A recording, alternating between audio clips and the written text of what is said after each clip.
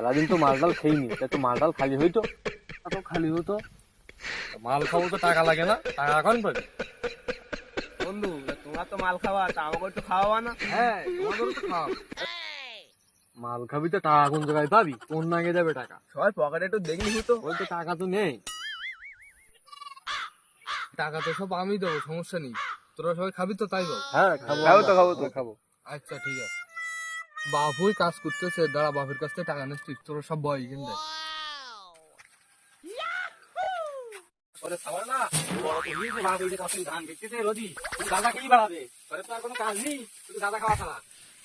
আবার আজকে টাকা দাও, আমার লাগবে। টাকা নিয়ে কি করবি? ও লাগবে, তোমার শুনতে হবে না। দাদা খাবি?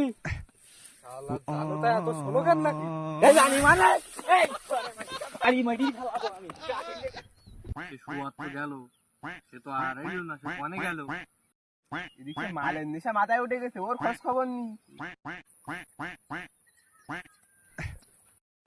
বন্ধুদের হাবাসি আনতে কি হয়েছে? ওরে আর বলি না, বাপের কাছ গেছি টাকা আনতে, শালা শুয়ার বাচ্চা আমার ধরে তাড়া দিতে, এমন তাড়া আমি যে পুড়ে গেছি, পরে হাত পা কেটে গেছে।